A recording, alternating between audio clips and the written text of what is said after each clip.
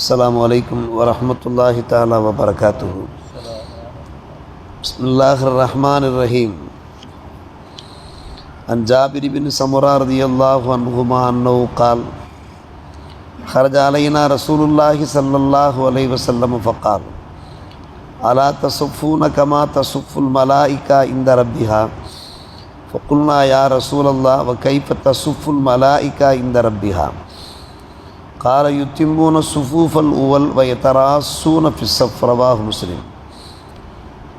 இன்றைய ஃபிக்ஹ் பாடத்தொடரில் சஃப்புகளை சரி செய்து கொண்டு தொழுவது பற்றிய சில சட்டதிட்டங்கள், ஹதீஸுகள், நபிமொழிகளுடைய ஒலியில் இடம்பெறுகின்றன. சஃப்புகளை சரியாக்கி தொழுவதும் கூட நம்முடைய சரியத்தினுடைய ஒரு முக்கியமான பண்பாடாக மட்டுமல்ல, சட்டமாகவும் இருக்கிறது. சகோதர சமுதாயத்தினர் அவர்கள் வழிபடுகிறார்கள், அவர்களுக்கு இது போன்ற சட்டங்கள் இல்லை. எப்படி வேண்டுமானாலும் அவர்கள் வழிபட்டு கொள்வார்கள்.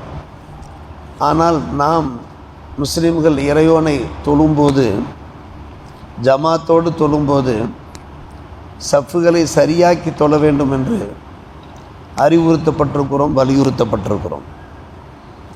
இது விஷயமாக பெருமானார் ரசூலே கரீம் ஸல்லல்லாஹு அலைஹி அவர்கள் பல முறை நண்பர்களுக்கு அறிவுறுத்திருக்கிறார்கள், போதித்திருக்கிறார்கள். அதில் ஒரு ஹதீஸ், ஒரு முறை பெருமானார் ரசூலே கரீம் ஸல்லல்லாஹு அலைஹி அவர்கள் எங்களிடத்திலே தோன்றினார்கள். சொல்வது ஜாபிர் இப்னு சமுரா. எங்களை பார்த்து சொன்னார்கள், மலக்குமார்கள் தங்களுடைய இறைவனிடத்தில் எப்படி வரிசை கிரமமாக நிற்பார்களோ, சப்பமைத்து நிற்பார்களோ, அதுபோன்று நீங்கள் இருக்க வேண்டாமா என்று கேட்டார்கள். யார சொல்ல, மலக்குமார்கள் ரப்பிடத்தில் எப்படி வரிசையாக நிற்பார்கள், அணிவகுத்து நிற்பார்கள் என்று நாங்கள் கேட்டோம்.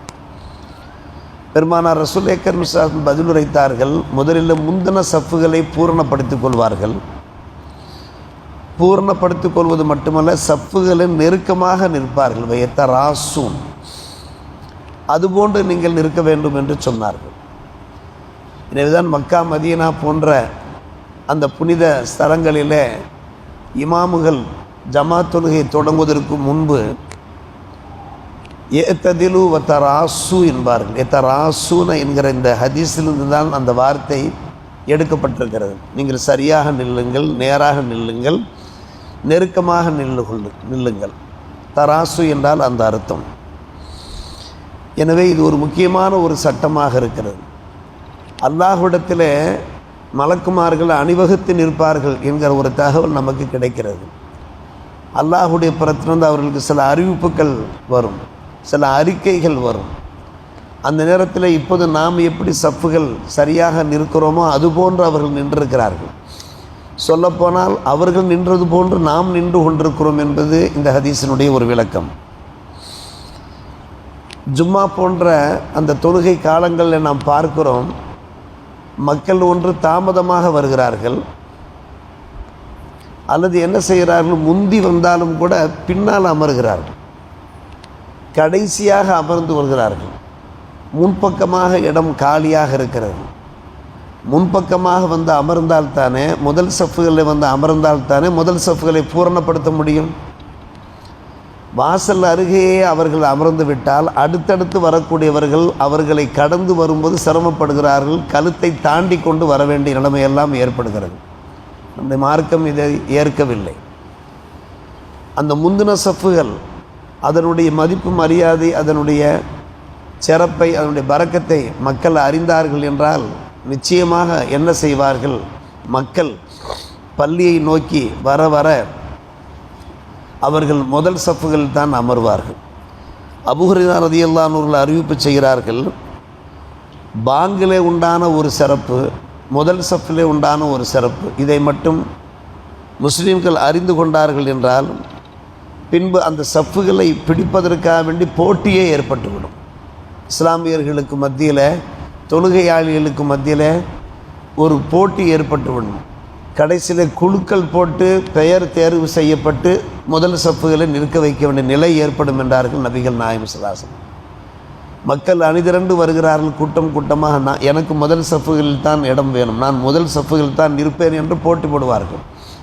கடைசியாக சில சமயங்கள் என்ன ஆகிவிடலாம், பெயர்களை எழுதி போட்டு குழுக்கள் போட்டு பெயர் செலக்ட் பண்ணப்பட்டு முதல் சஃப்புகளை நிப்பாட்டலாம் என்றெல்லாம் நிலைமை உருவாகிவிடலாம். அந்த முந்தின சஃப்புகளுடைய சிறப்பை மக்கள் அறிந்தார்கள் என்றார்.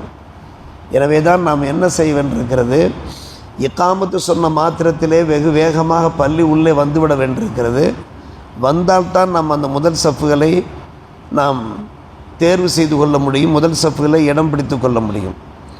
பெருமானார் ரசூலே கரீம் ஸல்லல்லாஹு அலைஹி வஸல்லம் அவர்கள் ஒரு முறை சஹாபாக்கள் சஃப்புகள் நின்று கொண்டிருந்தார்கள். சற்று முன்பின் நிற்க கண்டார்கள். நாயகம் இமாமாக நிற்கிறார்கள். உடனே அவர்கள் அல்லாஹ் அக்பர் என்று தக்பீர் கட்டிவிட மாட்டார்கள், தக்பீர் தஹரீமா கட்டிவிட மாட்டார்கள். மக்கள் சரியாக நிற்கிறார்களா என்று ஆராய்வார்கள். சப் சரியாக இருக்கிறதா, முன்பின் இல்லாமல் இருக்கிறார்களா, தோளோடு தோளாக காலோடு கால் நெருக்கமாக நிற்கிறார்களா என்றெல்லாம் பார்ப்பார்கள். அப்படி பார்க்கிற போது சற்று முன்பின் சஹாபியில் நின்றதை பார்த்தார்கள். தக்கத்தமு, சரியாக முன்னாடி வாருங்கள். சில பேர் பின்னாடி நின்றார்கள், முன்னாடி வாருங்கள். நீங்கள் பின்னாலேயே நின்று கொண்டிருந்தீர்கள் என்றால் அல்லாஹ் உங்களை கடைசியாகவே ஆக்கிவிடுவான் என்று சொன்னார்கள். வாழ்க்கையில் உயர முடியாது, வாழ்க்கையிலே முன்னேற முடியாது.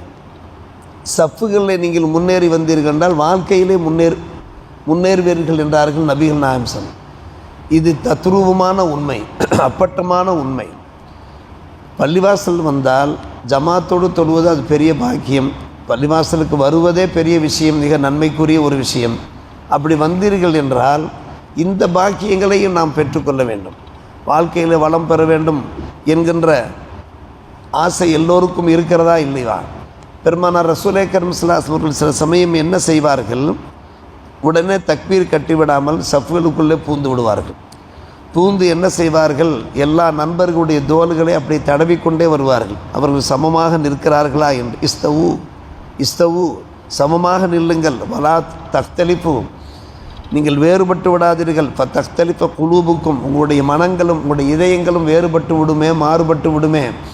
எனவே சஃப்புகளில் நீங்கள் சரியாக நின்றீர்கள் என்றால் உங்களுடைய இதயங்கள் இணைய வாய்ப்பு இருக்கிறது என்றெல்லாம் அறிவுறுத்துவார்கள். புனித மக்கா மதீனாவிலே பார்க்கலாம், இமாம் அருகே பேரறிஞர்கள் நிற்பார்கள். வந்திருக்கக்கூடிய அந்த மக்களிலே, தொழுகையாளிகளிலே யார் நல்ல விஷயதாரிகளாக இருக்கிறார்களோ, விற்பனர்களாக இருக்கிறார்களோ, மார்க்க பேரறிஞர்களாக இருக்கிறார்களோ அவர்கள் இமாம் அருகே நிற்பார்கள். இதையும் பெருமானார் ரசூலே கரீம் ஸல்லல்லாஹு அலைஹி வஸல்லம் சொன்னார்கள். என் அருகே என் அடுத்தபடியாக நிற்கக்கூடியவர்கள், அவர்களில் யார் மார்க்க பேரறிஞர்களாக இருக்கிறார்களோ அவர்களுக்கு முதலிடம் கொடுத்து அவர்கள் நிப்பாட்ட வேண்டும் என்றும் பெருமானார் ரசூலே கரீம் ஸல்லல்லாஹு அலைஹி வஸல்லம் அவர்கள் நமக்கு வலியுறுத்தியிருக்கிறார். ஒவ்வொன்றாக பார்த்தோம் என்றால் அந்த சஃப்புனுடைய ஒரு சிறப்பை, அதனுடைய மதிப்பை புரிந்து கொள்ள முடிகிறது. இன்னும் ஒரு முக்கியமான விஷயம் என்னவென்று கேட்டால், மலக்குமார்களுடைய துவாக்கள் கிடைக்கிறது. இன்னல்லாஹ வ மலாயிக்கத்துஹு யுஸல்லூன அல ஸுஃபூஃபில் உவல்.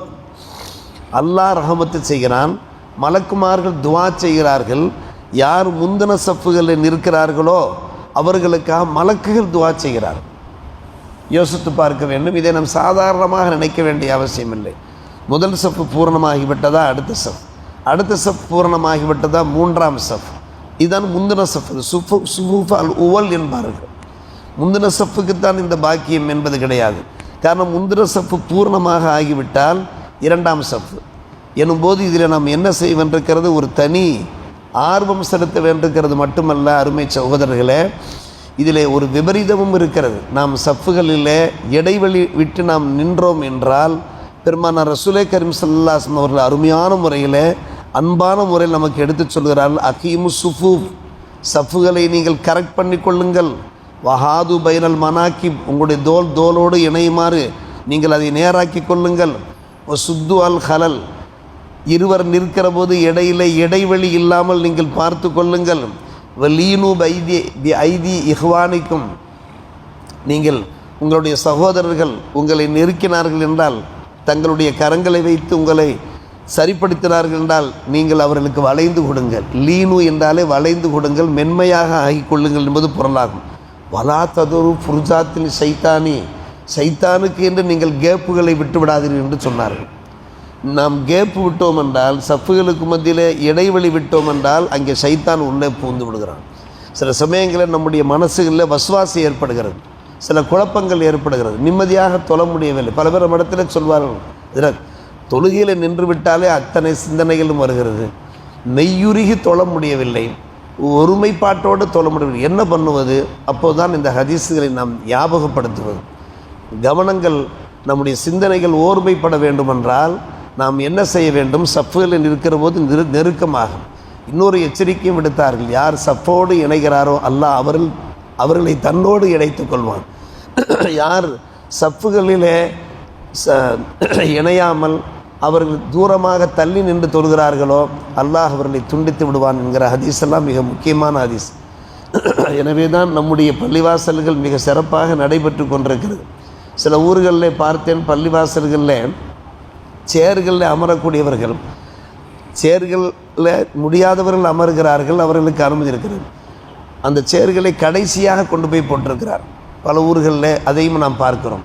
சஃப்புகளோடு, முந்தின சஃப்புகளோடு சேர்களை இணைக்காமல், ஜாயின் பண்ணாமல், சேரில் யாரெல்லாம் தொழுகிறார்களோ அவர்களை ஒன்று பள்ளிவாசலுக்கு வெளியே உள்ள வளாகங்களில் தள்ளி விடுகிறார்கள், அல்லது சஃப்புகளில் கடைசி சஃப்பில் அங்கே உட்காருங்க என்று கடைசியில் உட்கார வைக்கிறார்கள். இது அந்த மக்களுக்கு பாக்கியம் இல்லாமல் போய்விடும்.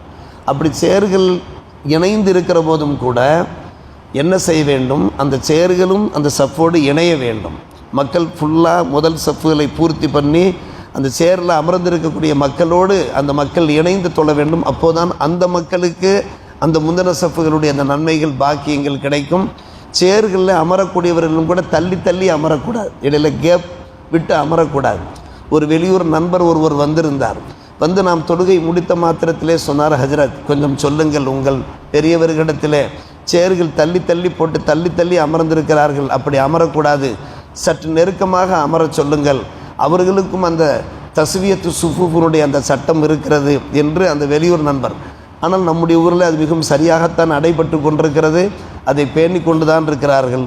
வல்ல ரஹ்மான் இது போன்ற சட்டத்திட்டங்களை கடைபிடிக்கின்ற வாய்ப்பை நம்ம எல்லோருக்கும் தந்தர் புரிவானாக. வாஹிர் தாவான அல்ஹம்துலில்லாஹி ரப்பில் ஆலமீன்.